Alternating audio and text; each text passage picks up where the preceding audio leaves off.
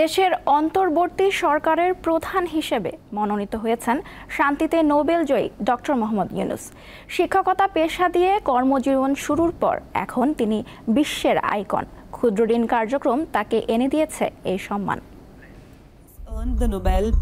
ছিলেন শিক্ষকতা পেশায়, সেখান থেকে গ্রামীণ ব্যাংক প্রতিষ্ঠা ও ক্ষুদ্র ঋণ কার্যক্রম। এর ফলে 2006 সালে শান্তিতে নোবেল পুরস্কার অর্জন করেন অধ্যাপক ডক্টর মোহাম্মদ ইউনূস। সেই থেকে বিশ্বজুড়ে তার সুনাম।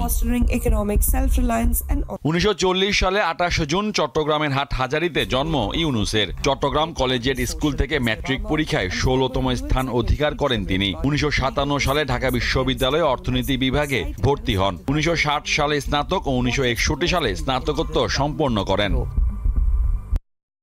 1962 সালে চট্টগ্রাম কলেজে প্রভাষক পদে যোগ দেন ডক্টর ইউনূস। 1965 সালে ফুল ব্রাইট স্কলারশিপ নিয়ে যুক্তরাষ্ট্রে যান এবং ভ্যান্ডারবিল্ট ইউনিভার্সিটি থেকে অর্থনীতিতে পিএইচডি করেন। 1969 থেকে 1972 সাল পর্যন্ত সেখানে শিক্ষকতা করেন তিনি। 1971 সালে বাংলাদেশের স্বাধীনতা যুদ্ধের সময় ডক্টর ইউনূস বিদেশে জনমত গড়ে তোলেন। 1972 সালে দেশে ফিরে তিনি চট্টগ্রাম বিশ্ববিদ্যালয়ের অর্থনীতি বিভাগে শিক্ষকতা শুরু করেন। 1975 সালে তিনি অধ্যাপক পদে উন্নীত হন এবং 1989 সাল পর্যন্ত এই পদে কর্মরত ছিলেন। দারিদ্র্য দূরীকরণের লক্ষ্যে 1976 সালে প্রতিষ্ঠা করেন গ্রামীণ ব্যাংক। চালু করেন ক্ষুদ্র ঋণ কার্যক্রম।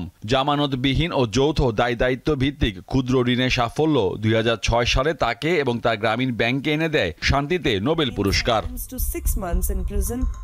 এই পর্যন্ত 42টি দেশে 132টি প্রতিষ্ঠান অনুসরণ করেছে গ্রামীণ ব্যাংকের ক্ষুদ্র ঋণ মডেল। কিন্তু গত 1.5 দশক তিনি দেশে কোণঠাসা ছিলেন। কর্তৃত্ব হারিয়েছিলেন নিজের প্রতিষ্ঠিত গ্রামীণ ব্যাংকের। জড়ানো হয়েছিল মামলা মোকদ্দমায়।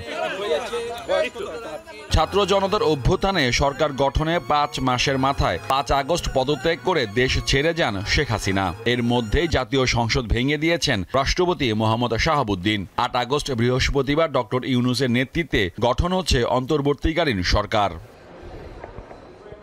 মোহাম্মদ হাসিব, দীপ্ত সংবাদ, ঢাকা।